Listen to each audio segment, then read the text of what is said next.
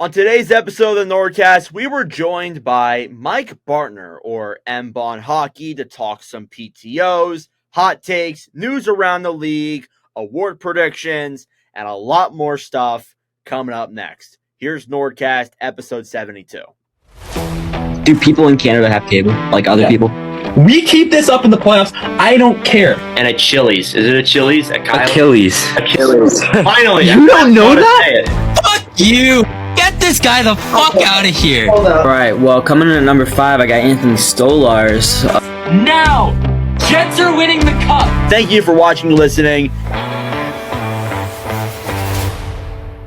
What's up, everyone, and welcome back to another episode of the NordCast. It is Tuesday, September 17th, 2024. Boys, we are only a few days, like 48 hours, I guess 24 hours for some teams, away from training camp. I am your host, Nordic97, joined with Kata. How are we doing today, sir?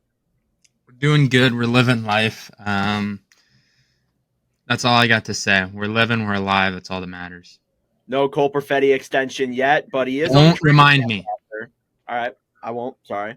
And we got Jack out of his college in like the third different location that he's been. He's just trying to make videos all across his college. How we doing, Jack? Doing good. I'm going to try and get a different background every single time. So kicking it. Hopefully the dean doesn't kick him out this time because he's not in a private space. Yeah, I do apologize if there's people walking in the background too. I'm kind of in a public space, so it's okay. It's okay. Right. We know. It's later at night, so I won't be that mad at you. And we're joined with a fourth person here today. This is someone we've had on episodes before, but it was like years ago, like a year and a half ago was the last time we had this guy on. It was before the Bo Horvat trade, before Patrick Waugh became a New York Islanders coach. It was a while ago. We had him on 2 times. We had him on in our third ever episode, and then we had him on in like January of 2023. We got Mike Bartner here joining us today. How are you doing, sir? I'm happy to be here. Happy to chop it up before the season, make some bold predictions. Looking forward to it. Yep, we did this like 2 years ago. We didn't do it last year because, I don't know, I think we were all very busy. But regardless, welcome back to the show. We're going to start off with some questions here for you, kind of just get the ball rolling a little bit with, people who don't know who you are, which, come on. How do you not know who this guy is? First off, the first question that we ask everyone when we bring them on, how did you get into hockey? Yeah, for me, my dad grew up on Long Island, diehard Islanders fan. Like he was like 20 through 24 when they won their 4 Stanley Cups, and he passed it along to me. Unfortunately, I have not had the same success as a fan, but yeah, like John Tavares getting drafted back in 2009 was really like my start of my New York Islanders fandom. And yeah, it's been pretty fun since. Awesome. I love to hear that. So moving into content creation, how did you become a content creator? It was just during like COVID, during college, just decided to flip on the green screen, low effort, just talk some bullshit and chop it up. And now we're here where we are now. That's a lot of the stories that I've heard from a lot of creators. We brought on one of our good friends, Marcus, a couple of weeks ago. I'm sure you know him very well. But we talked about how he got into it. He said the exact same thing you just did. A lot of low effort stuff. So what was the moment, or I guess like maybe the post or the video that like made you think maybe I can like make something legitimate out of this? What was like that first big viral video? Like, if you get what I'm saying. Yeah, I think I did like a 2015 redraft or like grading of the draft or something like that. And it got like 200,000. And like, granted, like my video sucked back then. I was like just like a robot talking to the goddamn screen. And yeah, after that, I was like, I'm gonna start posting like pretty consistently over the next month or so. Just continue to snowball, and now we are where we are. Yeah, and everything pretty much just blew up from there. You've probably become one of the biggest content creators from hockey over the last recent couple of years. So when you've been making like your Instagram stuff, like I noticed you have like a lot of stuff prepared, a lot of ideas. I don't know if you want to reveal all your secrets, but like kind of like how do you come up with some of these ideas? Do you like spend like hours every single day kind of like preparing graphics and stuff? Or do you just have all these ideas written down that you just think of? Yeah, especially I think I'm coming up on like 2 years of consistently posting, so I kind of have like a playbook of like different times of the years to like roll out different series. And I'm always trying to think of new stuff, but nah, I mean, you've seen my graphics. Like, speaking about Marcus again, like his shit is actually like pretty legit. Like, actually takes time. My shit's pretty straightforward, just like 1 through 10, or like a couple boxes that you just throw in some logos or some headshots. So yeah, I'm definitely focusing more so on the YouTube and putting like actual hours into that than say like the Instagram is more so like I pump out like 2 5-part series like a week, or 1 or 2 like a week, and just have those running, and it takes me like 15 minutes to create each graphic, and we're off and running. Yeah, I have been watching a lot of your YouTube videos. You do great work. You really do. Thank you. So I want to transition over to hockey a little bit before we get into a lot of the stuff we want to talk about in this episode. Your New York Islanders. I'm wearing them right now. Just give me like your overall thoughts on this offseason, how you felt the team did, how you thought the moves were, and, you know, do you expect them to like get into the playoffs moving forward? Yeah, I actually thought it was a really good offseason, coming off last offseason where they gave Scott Mayfield and Pierre Engvall like 7-year deals, and it was kind of like just locking up the score. They actually were pretty aggressive in terms of getting a guy like Anthony Duclair that I think is kind of like criminally underrated. You look at just how good he was in Tampa once he got traded. 4 years, $3.5 million with some of the money that was thrown around this offseason. I think that was a very good deal. And then they got the Russian, like the top Russian KHL free agent, like top guy overall in Europe. Like every single team wanted him, Maxim Toplishkov.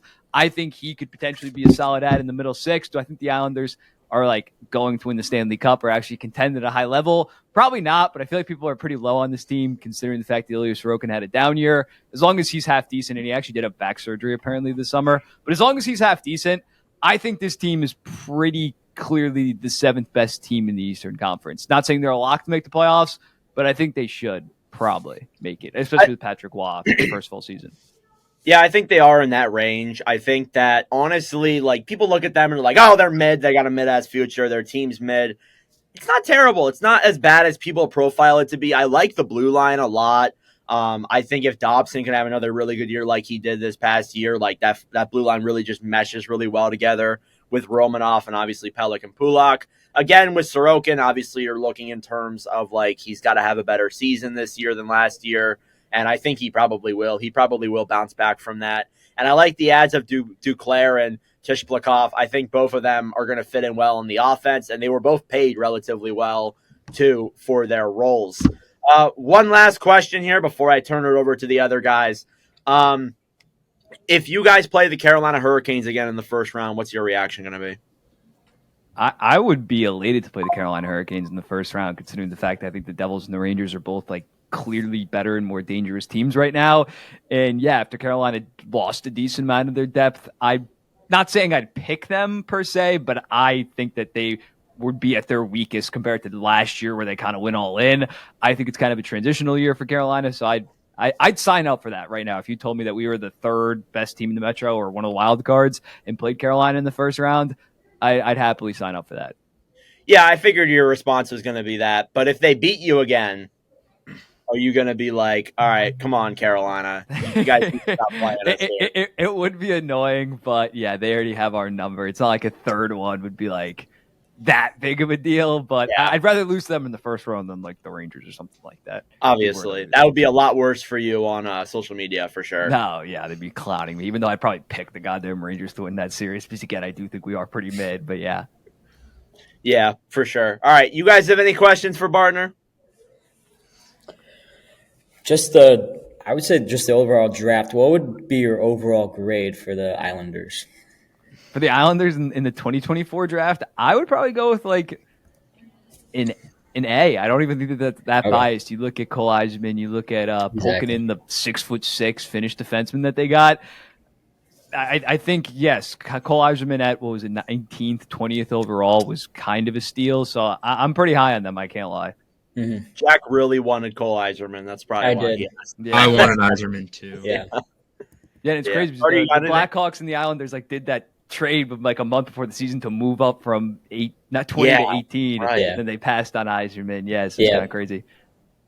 Yeah, Carter, you got anything?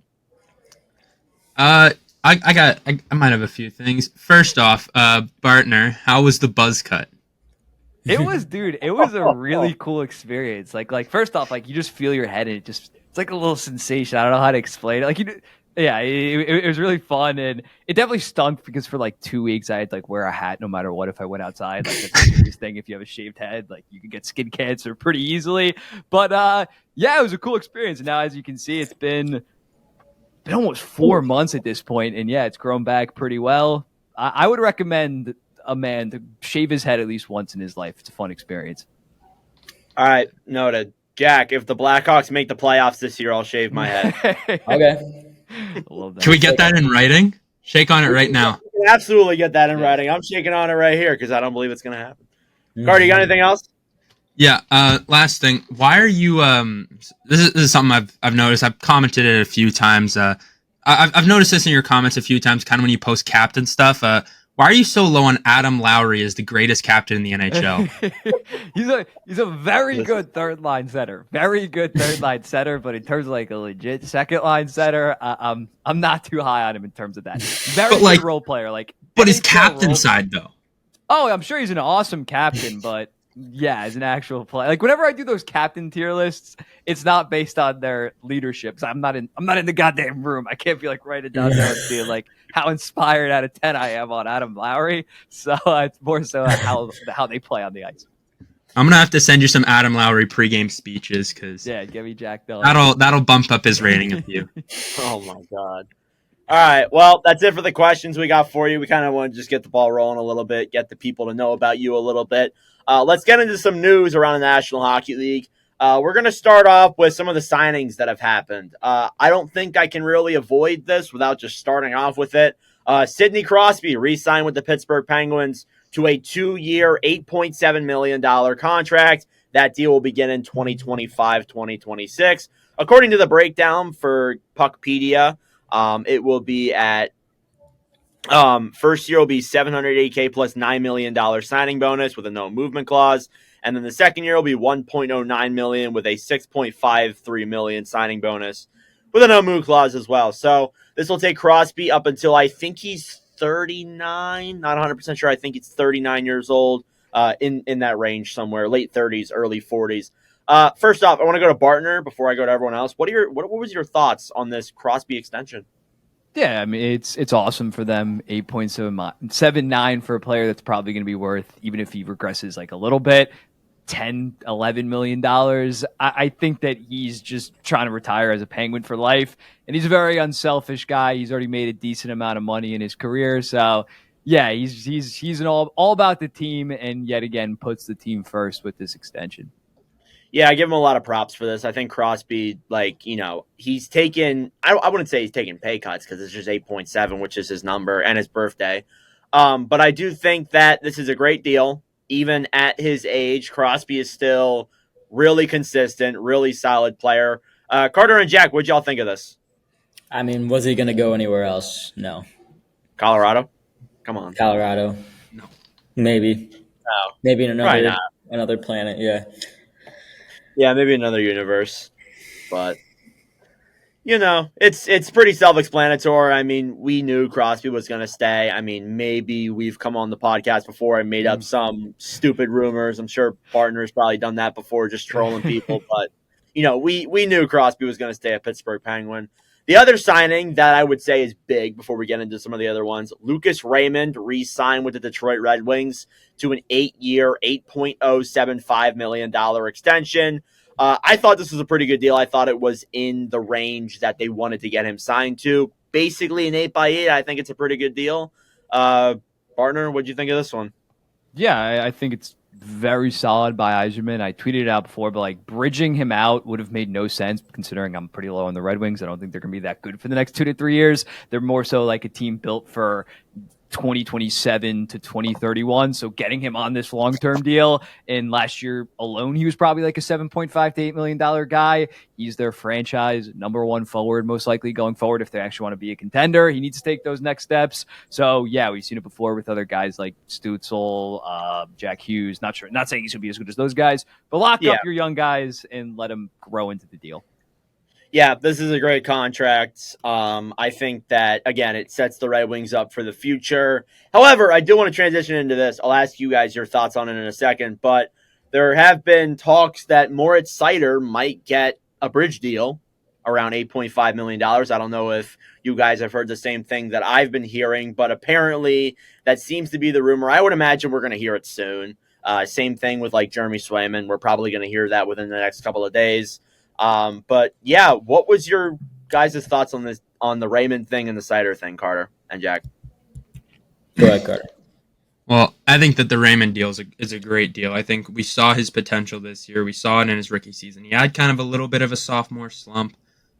People started to kind of count him out, but people are forgetting that this guy, he's elite. He's very detrimental to this Red Wings team. He's very key to their success. So locking him up for 8 years is key. And as Bartner said, I don't think the Red Wings are built to really contend in these next couple of years. So having him locked down for a long period of time, especially at $8 million with the potential that he has, I think that you're looking at a great contract for him. Now, Moritz Seider, I think he's one of the best defensemen in this league. He's very physical. He's very good with the puck. And he's fast, too. Like he's probably right now one of the more underrated defensemen just because he doesn't get on the stat sheet with goals or assists every night like Quinn Hughes, Cale Makar, Yossi, all those guys. But this guy's a Calder winner, and he's proven. I really hope he does end up getting a nice long-term deal because I do like him in a Red Wings uniform, but I would not be shocked if they gave him a bridge deal. Yeah, for sure. I do think that, the Raymond deal was great. We'll see what Sider's contract's going to look like. Again, that'll probably happen later on this week.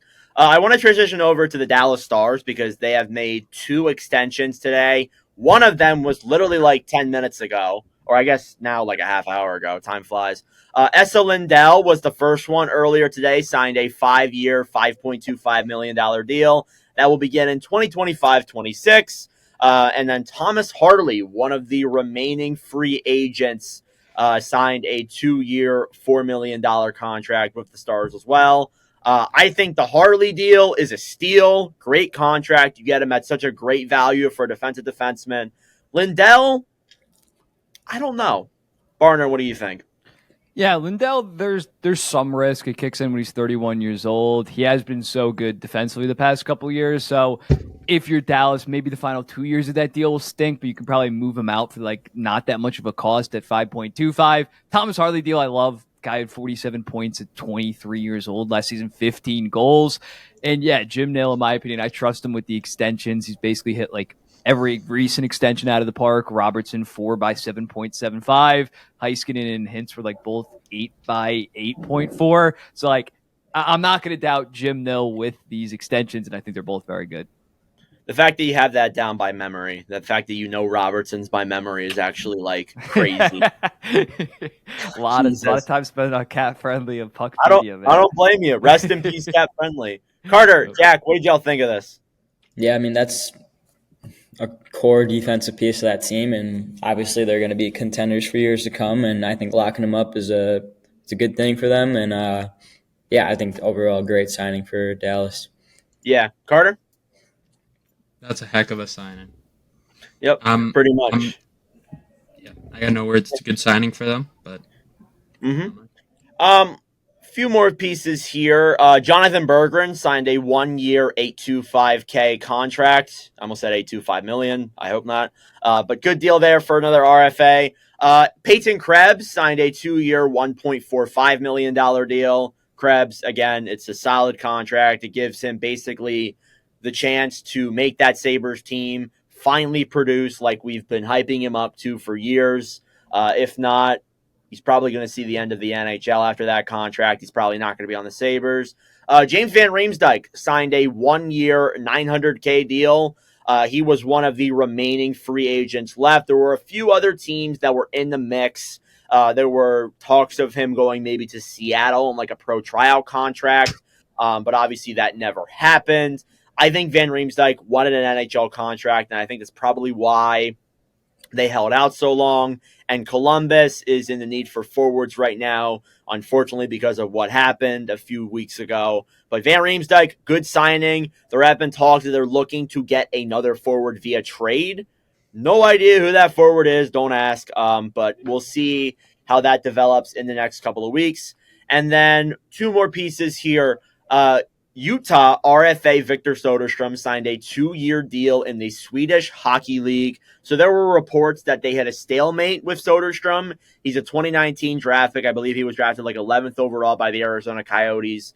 And he really never got to the level that he was projected to. He only played 53 games with the Arizona Coyotes. So one fun thing that I wanted to do, I did this with LeBlanc on the Norden Block pod, but I wanted to show you guys the last 5 picks that were after Soderstrom and a few others. And I think this will be fun to see who the Coyotes passed up on. And I want to get your guys' thoughts on how bad they fumbled this. So this is the 2019 draft. This was like Jack Hughes, Capo Caco, Kirby Doc, etc. So it was that draft more or less. So the Coyotes traded up with the Flyers from 11th overall to 14th overall. And you think, oh, okay, maybe they're going to go get like Cole Caulfield or, somebody else who was on the market. No, they draft Soderstrom after Podkolzin went. And then immediately the next like 5 picks after that were just massive flops or were massive wins. And Soderstrom was a massive flop. 12th overall was Matt Boldy. Immediately flop. 13th overall, Spencer Knight. He's had his issues, but he's still an NHL goaltender. Cam York. First pairing defenseman on the Flyers. Cole Caulfield, the best non-30 goal scorer ever. Alex Newhook as well. Peyton Krebs, as we just talked about. And Thomas Harley, who literally just signed a contract. So, above all, brutal pick by Arizona. Bartner's laughing because he knows it's true. At least one of your teams got a good pick there. At least one of your teams. At least one of them. And the other one doesn't exist anymore. So, that's fun. But, yeah, I thought I'd talk about that because I thought that was pretty funny. One more piece of news here. The Florida Panthers signed with, agreed to an extension with Amarant Bank Arena to extend their lease through 2033. Now, I asked these guys this question last episode, but I figured with a new arena deal type thing, I'd ask Bartner this question. So, if you were to change your name of your favorite team's arena, so UBS Center, right? UBS Place? UBS Arena, yep. Okay, UBS Arena. What would you change the name to? Like, what company would you change the name to? Because I've been thinking about this a lot this past week, and I would go with like Wawa Center for Wells Fargo. Yeah, so it's good. I was kind of I'm from New Jersey though, so yeah, I'd want Wawa Center. I don't know too many Long Island companies, so I'll go Jersey Mike's Center just so it's like me kind of. That's a good name. Have you been to Jersey? Well, of course you have. What's your favorite hoagie to get from Jersey? You gotta go with the Italian. You just gotta go with the basics. Yes, Italian, absolutely. No onions. Not a big onion guy, but Italian, no onions. Yeah, I'm not a big onion guy either, but I do love the Italian there at Jersey Mike's. All right, that's all I got for news. Do you guys have anything else you wanted to talk about? Anything that kind of? I think you covered it all. Struck your mind? I'm trying to think because I think we covered Luke Hughes last week. Yeah, we covered a lot of the other stuff, so I don't think we missed anything. All right, so with training camp coming up within the next couple of days, and by the next couple of days, I mean by the time you're probably listening to this podcast, training camp would have already started. But there have been a lot of PTOs that have been signed amongst the NHL, so I want to go through a few of them and kind of just talk about them a little bit.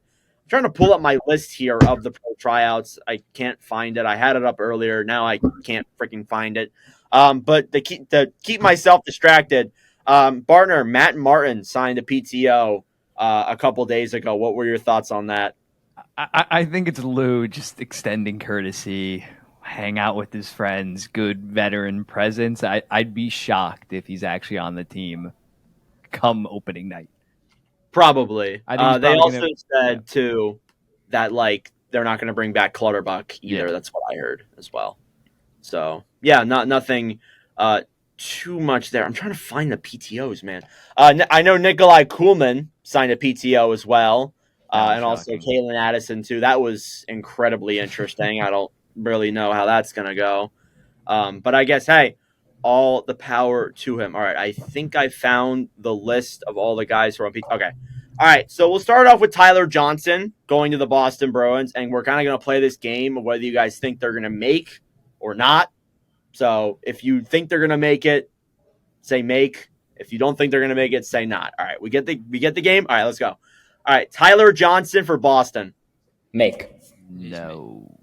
No. I got All Make. Since you're the one who says no, why, Bartner? Actually, I'm going to switch it. I'm going to say make. They don't have any forward depth at all, so I'm going to say make. Nice Yeah, I try. figured that. I figured he could fit in well as like a fourth line center, kind of. Guys, we just swayed Mike Bartner on a tape. High fives. No, but High I'm talking fives. about High they, like, fives. Right They don't up. have shit in that bottom six. Like they They might as well don't. sign It's them. so weak. I think you're gonna lean the same way too here with Max Pacioretty to Toronto. I'm gonna say make probably. Yeah. It's already like almost like they're. It's almost like set in stone. Like yeah, he's gonna make it. Kalen Addison to Ottawa. Just mentioned that. I'm gonna say no. No, yeah, I'm thinking No. I don't think so. He really fell off a cliff. Like he was such a highly touted prospect, and now Yeah. he's just like he's not that anymore. Kailer Yamamoto to Utah. Yes. Make. I say yeah. I'm on the fence. I'm gonna probably say make though. I think that you could use him as like a good like bottom six guy, I guess. Tyson Barrie to Calgary. Make. Yes. I'm gonna say no. I don't know. Like Calgary's blue line's like kind of weak, but I I feel saw like something. They have like a bunch of like half decent like defensemen, like They just a bunch do, of like AHL, NHL tweeners. they picked up so many of those guys like from trades, like Kevin Ball, Miro Manoff. They picked up someone else from a deal too. Did Tyson I Barrie don't play know. at all last year? Did who? Tyson Barrie play at all last year? That's what I'm like. Did he play last year? He was on Nashville, I think. Yeah. I remember there was something where like he wanted to seek a trade and nobody wanted him, so he just sat. I think he started on Nashville, but yeah, Yeah, because I remember. Dude Well, plays yeah, good he was defense. traded from Edmonton to Nashville in that Ekholm deal. Mhm. Tanner Pearson to Vegas. I'm gonna Ooh, say no. no. yeah, I'll say no. Yeah, I don't think so. Any other interesting ones? Sam Gagne to Carolina. No. Nah. That's the GOAT, man. They have a Probably bunch not. of His AHLs time's they can bring over. up. It's funny too because he played against Carolina in that 2006 final, and now he's trying to get over there on a PTO. Crazy guy. Kevin LeBanc to New Jersey. I'm gonna say yeah. Make. Most other teams, I'd say yes. New Jersey is kind of stacked in terms of that, but I'll go make. He was pretty good a couple years ago. Yeah, I think he can still make it. Pierre-Edouard Bellemare to Colorado. He's been in the league for Actually, years. I'll say I'm on the Make. fence. Yeah, he could be an effective fourth liner. Yeah, I think he can make it. Sammy Blais to Vancouver. Probably not. Yeah, I they have don't a know. bunch of names. They're deep. I don't know. Blais I actually kind of forgot existed. He's really struggled. This will be a fun one. Travis Dermott to Edmonton. Because like the I'm blue not line sure, is so like it's so like iffy on that bottom Yeah. pairing. I don't know. If he does really well, I think he could make it, but I don't know. I think they like might lean like someone like Ty Emberson, but I don't know. Jacob Verano to Washington. I feel like that ship sailed, but I don't know. Oh, Yeah, I really? don't know. I feel like he could make it. He's coming for the comeback. He could. Steve Lawrence to Toronto. I'll say no. I'm gonna go no. Also, they're definitely gonna go. He could probably be better in a bottom six role, but I feel like they're gonna want to sign Pacioretty to. Yeah, to they're get gonna the want to. fans They're gonna hyped want up. to keep Patch for sure. And then last one here, Adam Ernie to the Rangers. Nah. Yeah, I'm saying no as well. I don't think he makes that team. All right. Amongst the guys who are signed to PTOs right now, which one would you say has the best chance to make the team? Make any team? I would say Pacioretty probably. Yeah, I'd say Pacioretty. Seems It's like a pretty true much wing like move. set in stone Yeah. that he's going to get signed, unless if he does like absolutely terrible. All right. I think what's up next is hot takes. Oh, Carter's raising his hand. What do you got, I Carter? got one last thing. I completely forgot about this bit of news. But prayers up for Dakota Joshua. Oh, yeah. yes. I feel like we forgot to touch on that, so just prayers up for him. And Yeah, sorry. I wasn't on Puck Empire. I was on Puck Report and it didn't show that. Check your Yeah, balls. prayers up for Dakota Joshua. He's fighting with cancer right now, and I think it said he was going to miss the start of the year, so Yeah. prayers up for him in Vancouver. All right. I think it's hot take time. I think it's time to have some fun with some hot takes. So what we're gonna do, we have 3 hot takes per person. Last time we did this, we had some absolutely insane ones. Line scores 55 goals. All the Bartners were like very reasonable and actually seemed like kind of decent. And then you had me saying, yes, Ottawa wins the cup. Let's do it. All right. Yeah, we'll start with you this time. Bartner, what's your first take? We'll go around like a few times. First one, I posted it today. Stuart Skinner finishes top 5 in Vezina voting. Not a top 5 goalie, but I think he's going to win a ton of games and have like a 9-14, 9-15 just because Edmonton's so good. And a bunch of like boomer voters just vote for him because he's like either leads the NHL and wins or finishes second. So top 5 with a decent chance of being a finalist. I love that take. I think that's such a that's not even like really that hot for me. Yeah, it's the most honestly. old school. Like they'll probably be like 15th in all the advanced metrics, but finishes top 5. Everyone will be so angry about it. Pissed off. Oh, for sure. What do you guys think about that?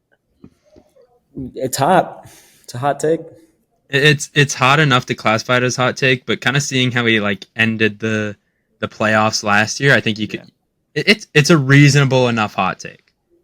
All right, I'm gonna go to Carter now that he just said that. Carter, what's your first hot take? All right, my hot take is UC Saros finishes top 2 in Vezina voting. Okay. He's my pick to win it. I love that. I fucking love that. Top 2 or top? Hey, is he top 2? But is he number 2? I don't want to say he wins it, but I'm putting him at top 2. I like that. I think with the way Nashville acquired some guys, that's a pretty good take. Jack, what's your first one? I know you got to leave us, dude. What's your first one? My first one is Red Wings finish top 2 in the Atlantic. Oh, that's a scorcher. Here we go. Jack, you came out swinging for the coach said bunt. You said I'm swinging for the fences. You're damn right. No, for a second, I thought he was going to say Red Wings win the cup. I'm not making a cup prediction right now. Out a window. Oh, you know what? I just realized it's because of fucking DeBrincat. That's why. Yeah, and he got Kane. Yeah, exactly. There it is. Okay, now I see. Do you want to speak your reasoning on this, Jack, or is it just... Don't let him. Man, I mean, it's just a good mix of guys, I feel like, you know? Okay. All right. You know, I'll take that. That's fair enough. Maybe. All right. My first take, and it's a little bit of a biased one, but I'm going to roll with it anyways. Utah makes the playoffs. Little bit. It's not that hot because I've seen some people say, yeah, you could get in there. But mostly I've seen people say, like, they're going to finish, like, 7th in that division. They're not going to be good. But people forget that, like, before they lost, like, 14 straight and they relocated, they were, like, in contention. They were in the mix for sure. And I just got to say, like, watching that team then, they looked like they could have probably either come close or made it then. So I think that, like, without these, like, relocation rumors, maybe the first year in Utah, like, it might be a little bit of an adjustment. But again, like, I also think that, too, like, it could be a big boost for the team as well. And they brought in a lot of guys on the blue line, like Sergachev, Marino. I think they did a really good job at building that blue line up. And I think they're a dark horse to make the playoffs. So that's kind of why I have them there. Yeah, that's definitely a hot take. They're probably like 4-1, 5-1 to make the playoffs. Yeah, probably. All right, go back to Bartner. What's yours? What do you got next? I'm going to go with another West team, not to make the playoffs, but I'm going to go with the Anaheim Ducks having at least 85 points. I'm pretty bullish on this team. The defense, unlike Utah, is still a little bit shaky, but I think that forward core could be like sneaky elite, assuming Cutter Gauthier is as good as we think that he is. I don't know if I'm allowed to say that name on the podcast, considering he's dipped on the Flyers. But yeah, Carlson, McTavish. I think Zegras is going to remind a lot of people how good he is. And then the tandem, I'm not extremely high on it, but if Dostal takes a step and Gibson is like half decent, that could be like an average to above average tandem. So I'm not going to say playoffs, just going from 59 points to like they'd have to have like a New Jersey Devils kind of like step. But I think that this team is going to surprise a lot of people and not be at the basement after spending the last 3 years there. I like that take. Excuse me. I'm not surprised that you said that take either because I saw you tweeted that out a couple of days ago. But I honestly like when you did that, a few people texted me and showed me that. I'm like, Nordic, do you believe in this? I'm like, yeah, I think it's very possible because honestly, that forward core is nasty. Yeah. It's young, but it's nasty. You got a guy like Leo Carlson who last year looked really good in his rookie year, even when he was like injured and like load management or whatever. Cutter looked great in college. He came over to the NHL, had an assist. We don't fully know what we're going to see from him yet, but we do. He is going to be very good. If Trevor Zegras bounces back, that's a huge win for Anaheim. If McTavish takes that next step, again, as you said, I agree. The blue line's a little bit shaky. Like, I do think that Mintyukov, Lacombe, and Zellweger could be three really good defensemen this coming year, and especially, too, there have been talks that they might trade Cam Fowler. So we'll see what happens there. But again, the blue line is shaky. I do like the take, though. I think that I don't know if I would see them getting 85 points, but I think they're a team this year that, they could score. They could score a lot of They goals. got to take some sizable jump, but they need to be at least a 75-point team, Yeah. or else it's kind of a failure of a season. But I'm getting bullish on this team. I can't lie. They have to improve. So I don't hate that take. Carter. Well, my next one also happens to come from the Anaheim Ducks. And it's Trevor Zegras has his first 80-point season. Ooh, I like that. I love that. You want to go in depth with that a little bit? It's time. I think we're due. This is the best forward core he's going to have. He's going to have a pure goal scorer in Cutter Gauthier. I think he's going to be able to create a lot of space this year. He's coming off of 2 injuries. He's had a lot of time, and it's just his time. He's due. I like that take. And I think that we've really been high on Zegras this past offseason. We've talked about how we think that he's going to take a step. I like it a lot. I think that take's going to age pretty well. We'll see, though. I hope so. Jack, what do you The got? second one is the Leafs make it past the second round. Ooh, okay. Bold. Go in depth a little bit here with that one, too. I mean, I think bringing Marner back was the right decision. I mean, this team is still stacked. It's just the pieces have to fall in place, man. I mean, if they get a good matchup first round, I feel like that'll be a blow by for them.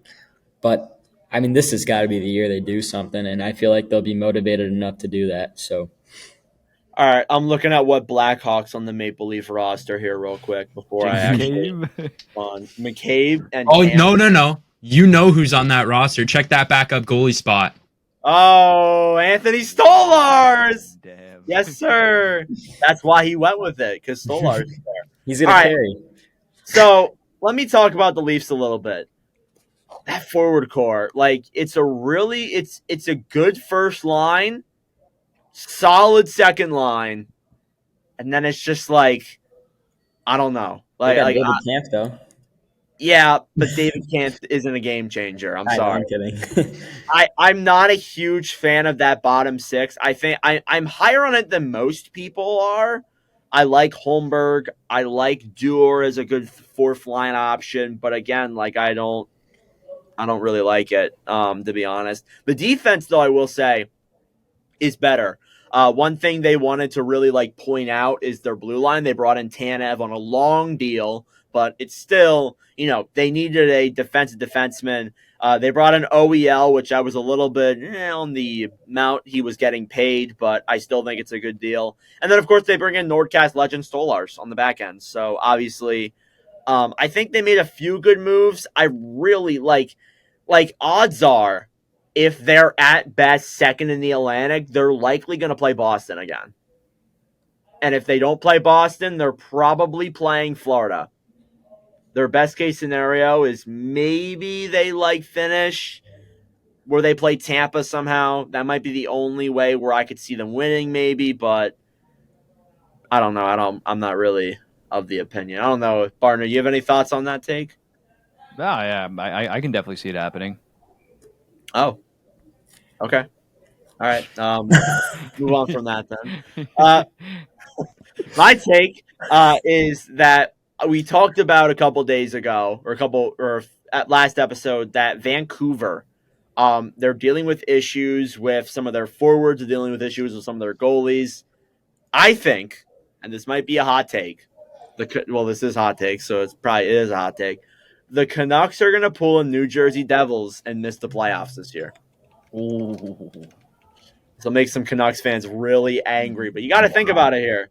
Like, they're dealing with injuries in their goaltending. Unless if Demko comes back right away, I don't know. And if Vancouver has a really slow start, they've proven before that if they have slow starts, they usually finish outside of the playoffs. So I don't know. It was something that I've been thinking about the last couple of days, and I've kind of almost bought into it. I'm not gonna like say it in a video, but I've almost kind of bought into it. So yeah, I like it. Yeah, I mean they act like Shilovs is like the best thing since sliced bread, but if he has to be the full-time starter, he's probably going to get rocked a decent amount. Probably, yeah. Again, so I don't know. All right, last round of takes, Bartner. What do you got? A player that I think is maybe not win the Rocket or the Hart, but finish second in both is Kirill Kaprizov. I'm very high on him this year entering the year. I think he's going to be around 55 and 55. If you look at him, his final, 41 games of last season? I keep on regurgitating this stat in all my videos. He had 38 goals, 33 assists for 71 points in his final 48 games. He was amazing. He was amazing back in 2022. And when looking at Minnesota, when looking at potential narrative, getting them back into the playoffs, he's clear-cut the best player on the goddamn team. So right now, I'm going to pick McDavid to win the Hart. He's like, it's fucking McDavid. But I think Kirill Kaprizov, maybe he'll get like slandered because he plays in Minnesota and they'll get a ton of attention. But I think he's going to have a massive year. Minnesota's going to make the playoffs pretty safely. And yeah, he's finally going to get the respect that he deserves. Huge bundle of takes there, mostly on Kirill Kaprizov. I love that. I think I even said like a few years ago how valuable Kaprizov is to you in a top 5 players thing we did or whatever. But like I really do look at like Kaprizov, he's still at this stage like one of the more underrated players in the league. Mm-hmm.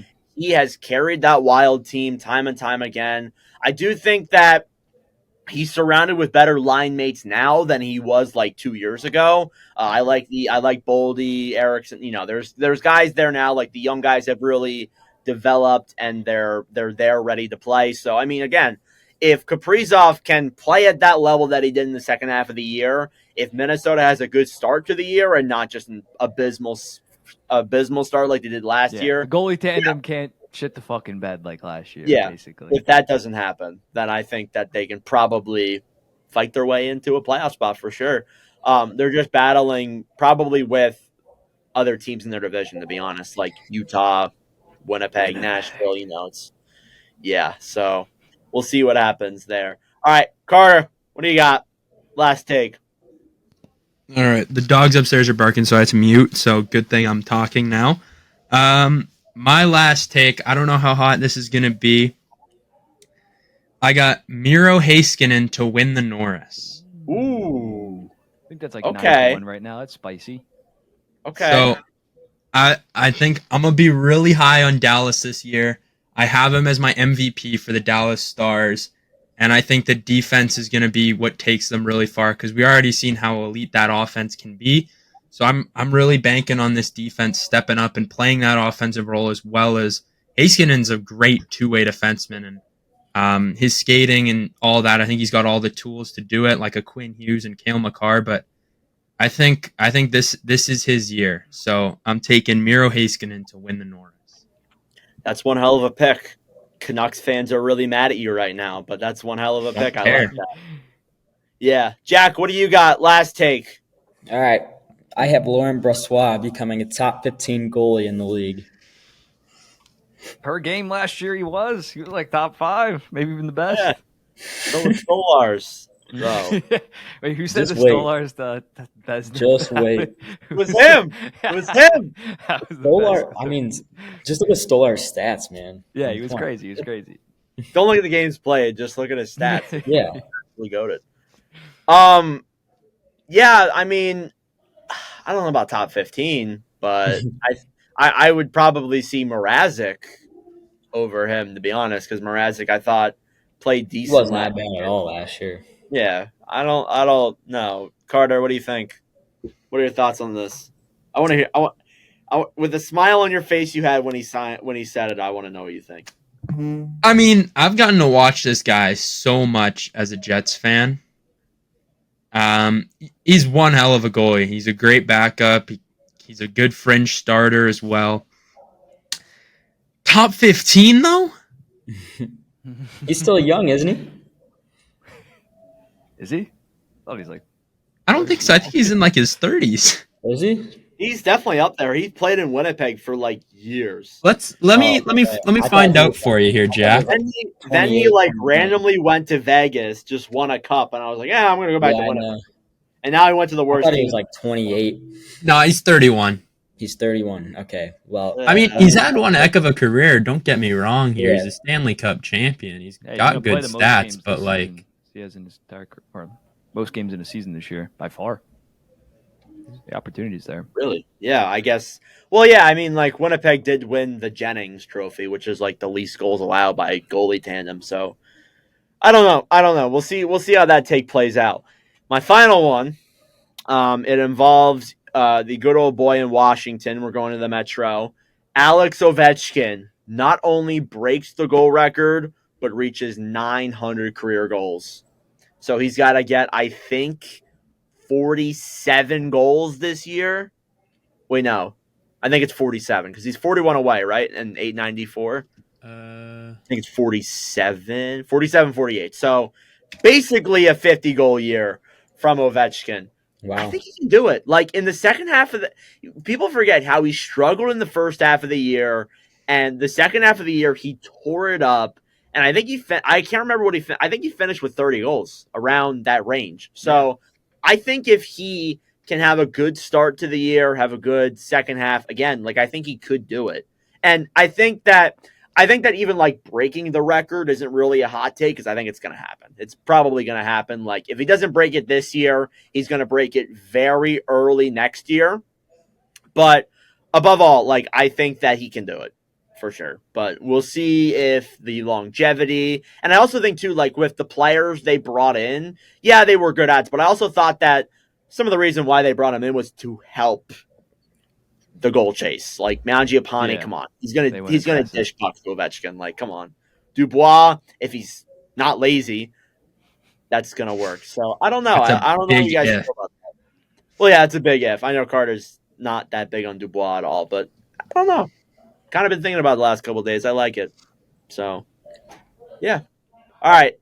Any more hot takes you guys got that you kind of just thought about while we said ours or anything like that? I'm all good. All right. We're going to move into our last thing here. I think Jack needs to leave us, though. Jack, do you want to tell us why you have to leave us, though? I have to. It's I do have an exam due tonight. That I Oh, forgot about. wow. For Oh, psychology. I respect So if that. anybody knows psychology, please help me. I got you. Thank you. It is online, so you know. All right. So yeah, ChatGPT. Yeah, maybe. Okay. Jack just exposed himself in the podcast. All right, Jack, thanks for coming. All right. I will talk to you about next week. But yeah, see you, dude. Adios. I will. All right, we'll conclude this episode. We might talk about one more thing, but I don't know if we can throw it in here. We're going to talk about awards, our award predictions. We did this last year. We might have some hot take ones in here, but we're going to get the ball rolling. We're going to start off with the Jack Adams Coach of the Year award. I'm going to start off with Bartner because he's our wonderful guest. Yeah, I'm going a little bit basic. I mean, I think he is technically the favorite. It's still like 7-1, 8-1, but I'm going Sheldon Keefe. When looking at recent award winners, it's either coaches that just got hired or got hired midway through last season on teams that missed the playoffs in the next season. They make the playoffs, and the Devils only had 81 points last year. So if he can get them back into the playoffs and safely into the playoffs, like I think is possible. And like I feel like, although the media is a lot based in Toronto, like the angle of him leaving Toronto and then winning the Jack Adams, I think that would help him a lot in New Jersey. He's a team that I feel like a lot of people like. Yeah, Keefe's a good pick. Carter, what do you got? I'll read off Jack's first. So got Jack, Sheldon. so Jack went with Sheldon Keefe. Stalin. Same as Bartner, I guess. I don't really have to explain it. And then I also went Sheldon Keefe. So 3 out of 3 so far have gone Sheldon Keefe. I think this team it's due. It's been the goalie. If it's not the goalie, it was the coach. Now they got both of those things fixed. So hopefully they can end up turning this thing around and start sailing. I don't hate. I mean, like, again, like, Keefe is the favorite. Like, the Devils last year, like, they obviously disappointed. They let go of Lindy Ruff. They bring in Keefe. I think that, like, and again, I want to get Bartner's, like, thoughts on this because we talked about it when me and Carter did our East preview where we talked about all the teams. We brought up Jersey. Like, we were saying that, like, it's impossible for the Devils to miss this year. Like, they improved on everything. Well, it's not impossible, but, like, you get what I'm saying? Like, they improved on everything that was bad last year. Like, if they were to miss, hypothetically, this year, what do you think the changes would be that they'd make? Because, like, I have no idea. I was literally I know. I don't know what changes they're gonna make, but I know one thing that Tom Fitzgerald would be fired like instantaneously if they miss. Probably. Yeah, I don't know what they would do if they ended up missing, especially if they missed and Jacob Markstrom like stunk it up because you're probably not getting rid of him. You're not trying out a new goaltender. Yeah, in my opinion, I think that they're pretty safe to make it considering there's like a clear top 6 or 7 in the Eastern Conference. But yeah. Yeah, exactly. I actually went a little bit different. Keefe is the safe pick for me, but I'm going with I'm going over to the Western Conference, going over to the Pacific Division. I'm going over to the Northwest area. I'm taking Dan Balsma to win the Jack Adams. Now, might be a little bit of a hot take. I think if Seattle breaks their way into the playoffs this year, bounces back and gets in, I think he'll at least be a finalist or top 5. I don't know if he'll win it because, again, if the Devils do even like a little bit better than last year and get into the playoffs, Sheldon Keefe's a lock, like, honestly. But I think if Balsma, like, if the team really does improve with the ads they brought in, I think he could maybe win it. But, you know, I don't know how you guys feel about that. I don't know. I think it's possible, but thought I'd go with a little bit of a hotter one just because I didn't want to keep it. I think that's a solid pick. Yeah, again, get new coaches coming off disappointing seasons, Seattle Kraken, Ottawa Senators, Travis Green. Like, that's the blueprint. So, yeah, I feel like people would be willing to vote for Balsma if they end up making the playoffs. I can't go Travis Green. I can never do it for the life of me. I don't know if I can do that. Let's move over. Let's do Rocket Richard. Yeah, I'm going Matthews. It's basic, but yeah, as long as he plays like 75 games, I think he probably has it in the bag. Said it before. I guess we could list our second place. Assuming you guys go Matthews too. But yeah, Kirill Kaprizov number 2 for me. I like that. I go Matthews number 1 for sure. Probably number 2. I don't know. I could see, honestly, McDavid probably gets up there. I feel like he's going to have like a monster year. Yeah. Carter, what do you think? All right, so I got Austin Matthews. Pretty self-explanatory. Couldn't hit 70 last year, but, I mean, he starts off hot. I think he'll be good. Jack Patrick Polko went Nathan McKinnon with his pick. Okay. 51 last Rocket. year. So, in my opinion, that seems a little spicy, a little bit of spice on that, but yeah. See, the only way I could see that happening is if like Matthews gets hurt. Yeah. I don't know. I feel like there's a few other guys that'll score more than him, but I don't hate that. Let's do Art Ross. Most points in the NHL this coming year. Yeah, McDavid for me. Second place, McKinnon. Pretty basic, pretty straightforward. Yeah. I'm going McDavid first place. I think he's gonna have like a monster year. Like, he is pissed off. 150 again, or I think maybe more. I don't know. Like, I think like he really could do it. Like I think like McDavid is pissed off. He's been grinding in silence. I think he could like explode and get like 160 maybe, but might be a little bit of a hot one. He's getting like 1,000 points for sure. Like by game 7 of the season. Yeah. Second place though, I'm gonna go Kucherov. Just because like he was up in there last year. I could see a few other guys coming up and getting up there, like Matvey. No, I'm kidding. Maybe Matvey Michkov and Konechny combined could battle. Maybe. Nah, probably not, actually. Carter? All right. I got Connor McDavid as well. It's pretty self-explanatory. I don't know if he'll reach the 160 mark, but if I could put money on him hitting the 150, I think I might hammer it. Yeah, 150 I can see. 160 might be a stretch, but Yeah. And then Jack for the Art Ross also has Connor McDavid. So okay, it's kind of what I figured. Sweet. I think 4 more. Let's do Calder next up, Rookie of the Year. I'm going with Cutter Gauthier. If I'm high on the Anaheim Ducks, I gotta be high on him. He needs to walk in and be like a 30-30 guy. And I think if he's in the top 6, assuming they move him over to wing, which they should instead of playing with whoever on the third line. And if he's playing the top power play, I see no reason why he wouldn't immediately be the go-to guy on that top power play. He's the winger of the future for that team. So yeah, I'm expecting a big year from Cutter Gauthier. Michkov second, Celebrini third. Okay. Where do you have Lane Hudson? That's my other question. 4th. Stankoven 4th? 5th. All right. I like that. Come on, you know what I'm gonna go with. I'm gonna give Bartner some credit. I like that pick. I feel like honestly, like people look at Michkov. There's a lot of people looking at Hudson. You got Stankoven in there too. You got Celebrini as well. I do think that Cutter Gauthier kind of gets a little bit underlooked by some people. Like everyone's going Michkov, bang, bang, bang right away, which I think is probably the best option to choose. What I'm going with. Come on, I'm a Flyers fan. I can't not go with Michkov. Valid. But I could see that happening. My second, though, I think that, well, either one of two things is going to happen with him. Either he's going to be insane and he's going to play second or maybe even win the damn thing, or he's going to get sent down to the AHL. It's Lane Hudson. One of the two things. I can't see him getting sent down. I like that pick. His potential, could be running that top power play. Yeah. I don't know.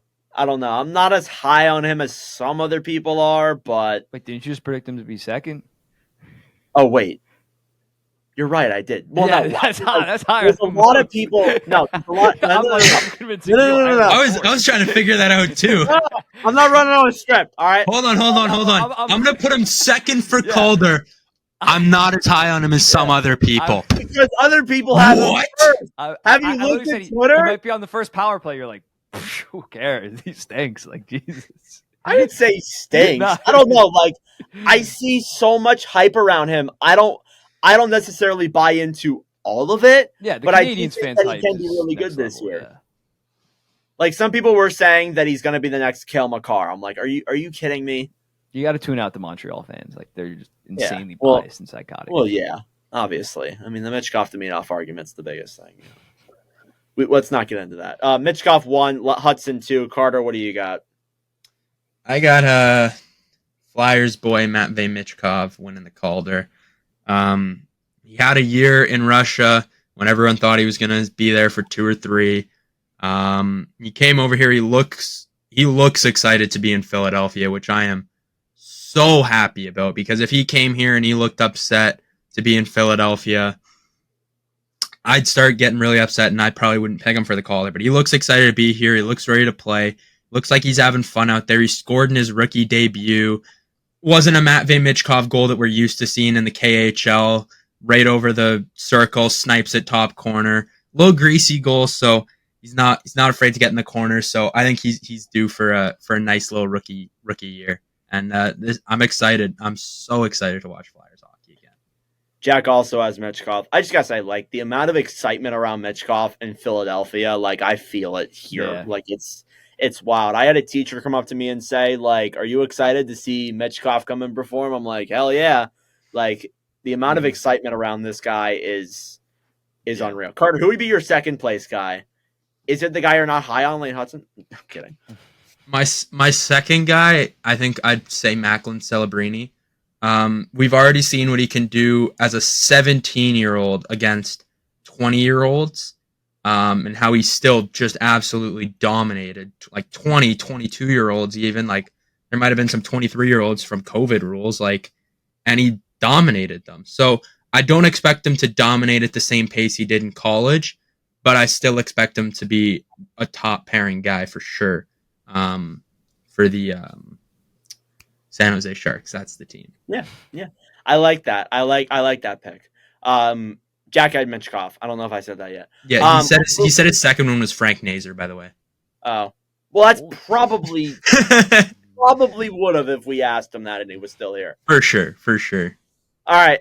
Let's do Vesna next. This will be a fun one. Yeah, I'm going UC Soros for all the reasons that Carter listed earlier. I think Nashville's going to be a very good team. This guy has started the most games each of the last 3 seasons. He's a workhorse. He has a decent amount to prove after a bit of a down season.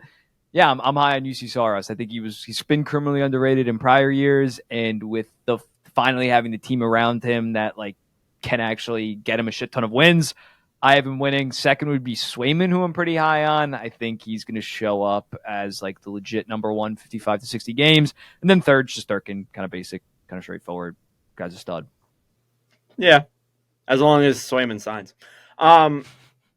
Those are pretty good picks. I would say, well, honestly, like I got to put an asterisk next to this. This is if his team doesn't fall off a cliff this year and makes the playoffs. Connor Hellebuck, probably number 1 for the Vezina.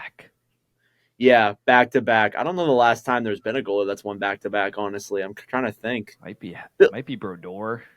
Yeah, I feel like you would know that. Yeah, The Tim hockey Thomas didn't win back to encyclopedia. back. Price maybe. Bobrovsky didn't. Price only won one. Price has only won 1, I thought. Really? Oh, okay. Well, then I'm wrong on that.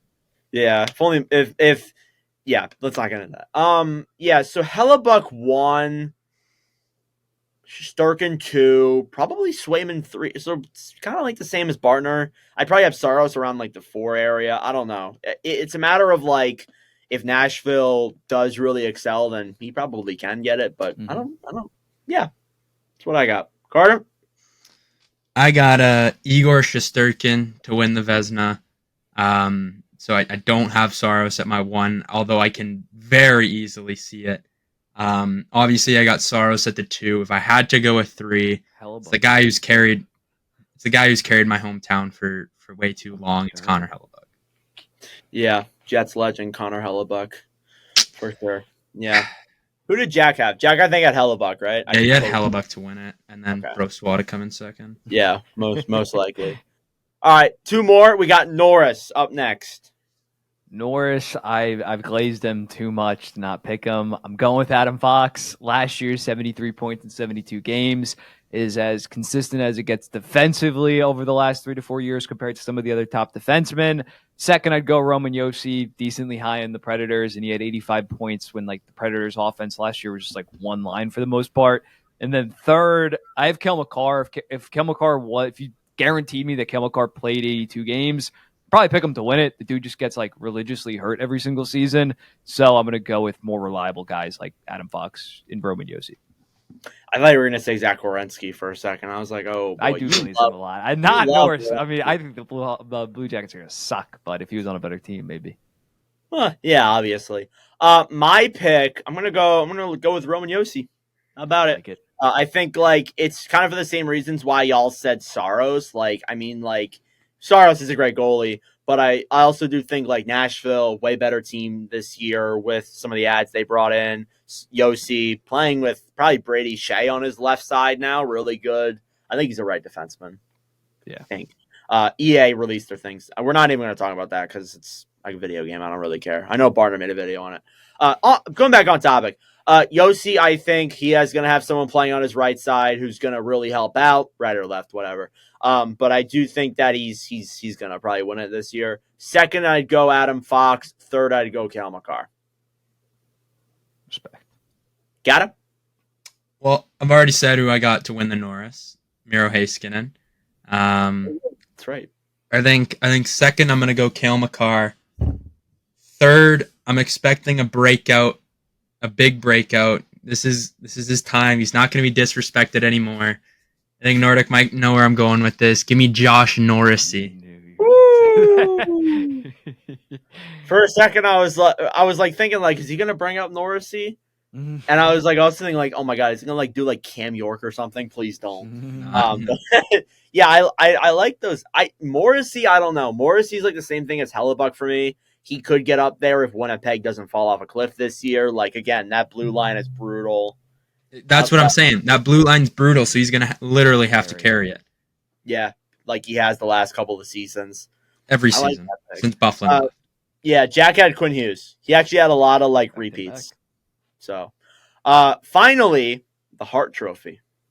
Yeah, if I have him winning the Ross by a decent amount, I'm going to go with Connor McDavid. Pretty self-explanatory. Edmonton's forward core offense entirety should be disgusting, so he's going to bounce back from like 132-point season. But yeah, then second, Kirill Kaprizov. In third, Austin Matthews wins the Rocket, has the 100 to 115 points and is good defensively. That's my top three. Oh yeah. First, I'm going McDavid. That might be a sweep across the board. Well, actually, no, it's not because I'm looking at Jax now. Second, I would go Kucherov. Third, Nathan McKinnon. I think it's nice. like the same three as last year, just a different order. Yeah. But Yeah, completely. actually, I think it is. Yeah. Oops. But yeah, I do think that still, those are probably the three best players in the league, arguably. So I'm gonna roll with that. Carter. All right, number one, Connor McDavid. Obviously, he's gonna win the Art Ross by a lot, so I feel like he's kind of a lock for the Hart Trophy. Number two, I'm gonna go Austin Matthews. With the number two, I think that he's gonna sniff 65 again. That might be a hot take, but he's definitely getting over 60. I think he's still gonna have another good year. My number three, I don't know who to go with for my number three. I think number three, I'll go Kucherov for that. Okay, I like that. Jack had Kucherov winning the Hart himself, so definitely. So here's where I'm confused about Jack, right? So he goes Matthews for the Rocket, right?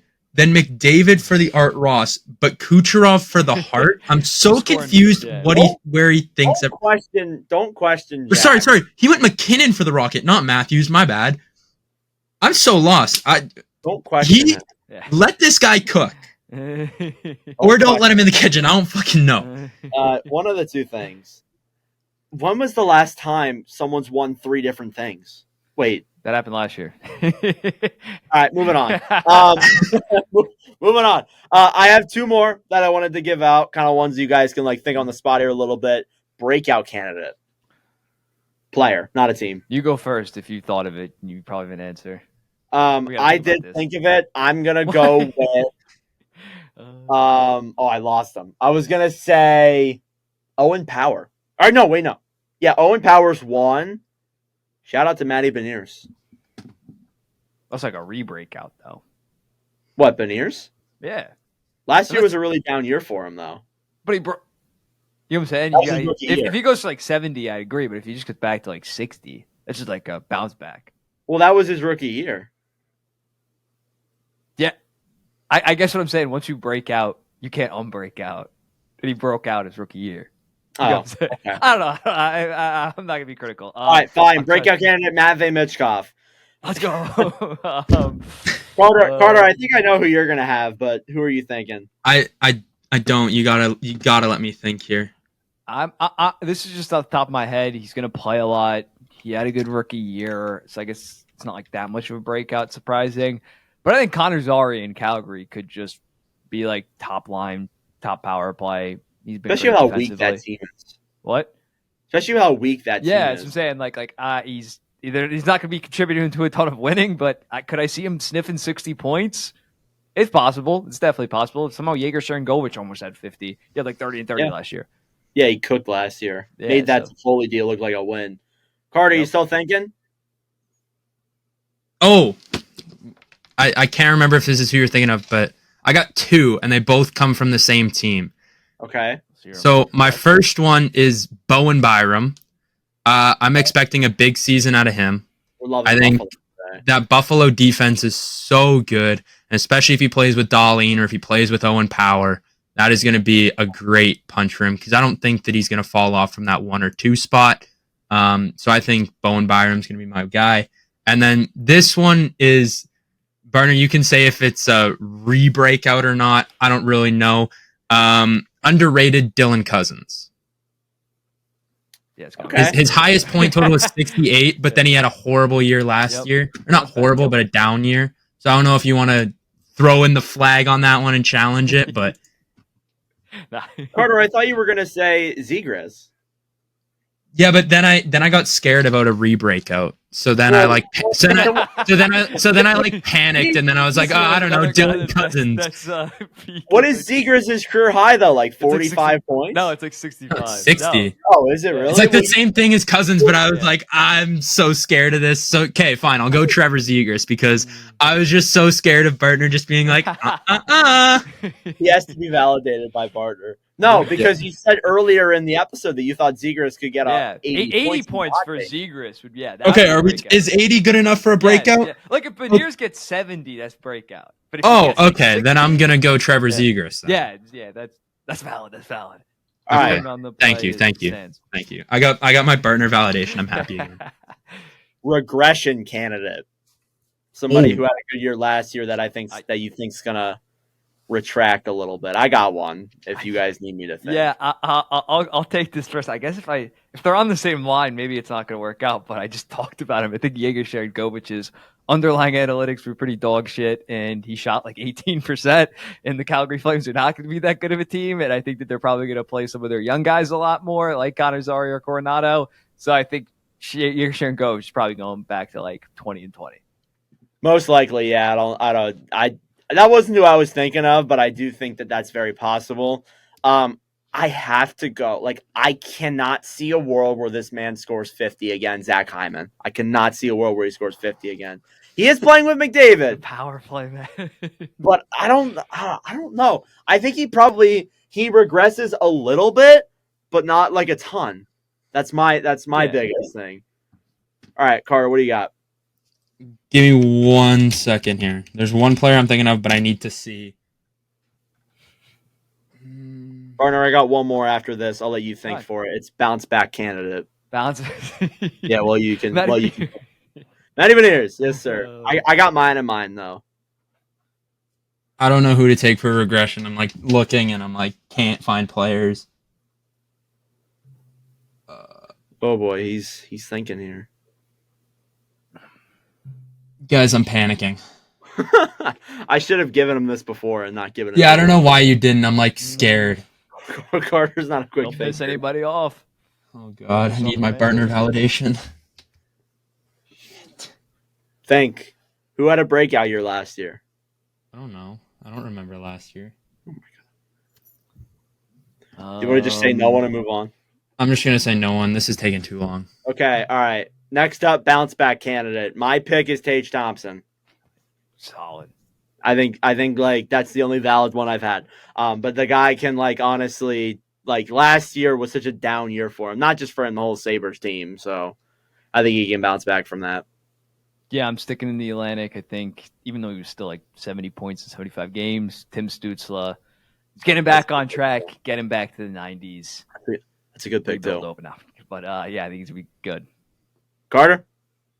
Trevor. Yeah, that's what I thought you were going to say. Yes! I got to give you an easy one there.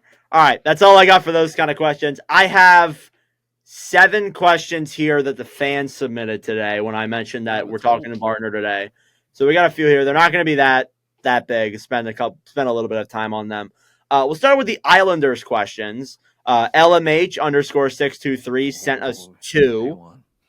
He said, how good will the Islanders be next season? Will Sorokin bounce back? We kind of already talked about this at the beginning, but I'll let Bartner go since this is. Yeah, I'm going to say 98 points battling with the Hurricanes the final week of the season for the 3rd Metro spot.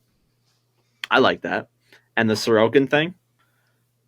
9-13, 9-14, and like, especially dealing with his back injury, probably only going to play like 52 games. Barley gets like 30.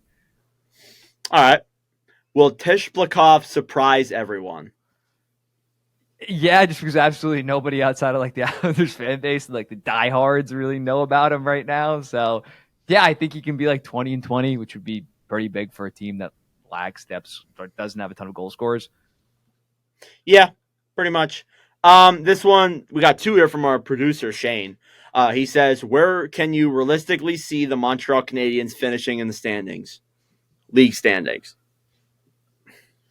I'd say like they did get Line, but like they're still not that aggressive. And I think I like the 7 other Atlantic teams. Maybe the Red Wings, they'll be better then. But I'd say realistically, they should aim for like 84 points would be a good season. And as long as they're not below like 78, I wouldn't panic if I were them. I think they're going to get a little bit better. I think if Line does really well, then I think you could say they get a lot better, but I think they're going to be about the same, maybe a little bit better. Who's your underdog going into the season? To like win the Stanley Cup? It just says who's your underdog team, I guess. Underdog team. I guess I would go with the Minnesota Wild to make the playoffs and then to win the Stanley Cup. Again, Nashville has 3 first-round picks, so like they could go nuclear at the deadline and get like crazy with it if Barry Trotz just wants to go all in. So I guess they would maybe be a dark horse team for the Stanley Cup. Okay. All right, 3 more questions. Yeah, I'll just say this one. This comes from Lock_0007. He says, "Why does Mbon hate the Jets?" Jets are. That's a great question. That's a great question. I'd love to hear the answer to this. The Wings are a clear number 1 right now. I don't know. They're just like perfectly average and just have like an elite goaltender that doesn't show up in the playoffs. Like I'm not moved by them that much, if that makes sense. Like they're just very, and then their prospect pool is like good but not great. Like I'd say they're in a better spot than the Islanders. Honestly, like they're in a similar spot as the Islanders, but they have a slightly better prospect pool. What if he meant the New York Jets? Like it takes one to know one. Like, and I'm not that high on the Islanders. Yeah, fair enough. Why? What if he means the New York Jets?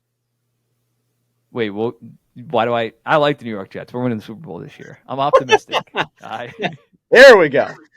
Oh my God. I don't know. It just says Jets. I thought I'd throw that at you. This next one comes from Ken Dowsett06. Elias Lindholm point predictions. If he doesn't get over like 66, Don Sweeney messed up big time. I'm going to go, even though I don't like the signing that much, I'm going to go with 69 points. Nice. Literally. Jinx, you owe me 10 grand. Playing with Pasta, he should be much better. Yeah, for sure, on that first line center. This last one from Ryan Bar 00. What will an Ullmark extension look like?